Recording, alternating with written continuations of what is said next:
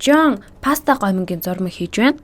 Зурмагт тэр 2-3 аяга буудаан гурил, 4-3 аяга энгийн гурил хийж баг зэрэг устай олжээ. Энгийн гурил ба буудаан гурилын хамаарлыг харуулсан тэнцэтгэл биш. Тэр 2-3 аяга буудаан гурил ашигласан.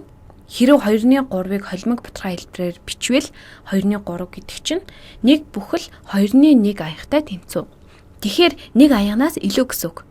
Тэгээд тэр 4-3 аяга энгийн гурилтай айлсан. 4-3 нь нэгээс бага. Тэгэхээр 2-3 нь 4-3-аас их. Иймд бид эндээс их тэмдгийг нь сонгоно. 2-3 нь 4-3-аас их. Өөр хэдэн жишээ бодъё. Энтхийн далайн хамгийн гүн цэгийн нэг Диамантинагийн жалга нь хасах 8 км-т байдаг. Далайн түвшнээс доош 8 км-т байгаа учраас хасах 8 км гэж байгаа юм. Берингийн тэнгисийн хамгийн гүн цэг нь хасах 5 бүхэл 9.4 км-т байдаг. Эдгээр хоёр цэгийн хамаарлыг харуулсан тэнцэтгэл биш бичиж аль нь илүү гүн болохыг тодорхойл. За бодцгоё. Энд ихийн тэмдэг өгсөн байна.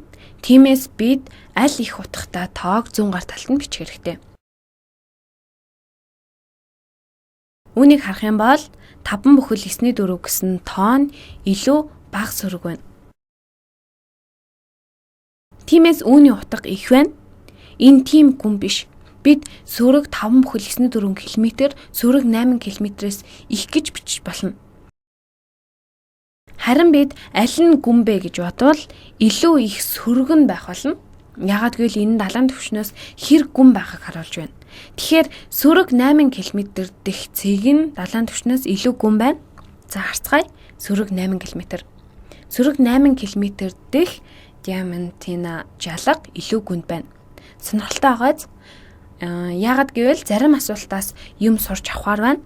Би урд нь Берингийн тэнгис хамгийн гүн гэж бодож байсан юм. За тэр яг. Энэ талаар бид дараа ярьж болно. Сөрөг 8 км тэгэхээр Диамантинагийн жалга илүү гүн. Ахад нэг жишээ бодъё. Жон гомин хийж байна. Зурмгийг хийхдээ тэр 16-ны 11 аяга гурил, 8-ны 3 аяга цагаан будааны гурил мөн баг зэрэг ус холжээ. Гурил болон цагаан будааны гурилын хамаарлыг харуулсан тэнцэтгэл биш бич гэсэн байна. 16-ны 11 аяга гурилыг 8-ны 3 аяга цагаан будааны гурилтай жишгэн байна. Өөрөөр хэлбэл энэ хоёр энгийн ботхойг жиших хэрэгтэй.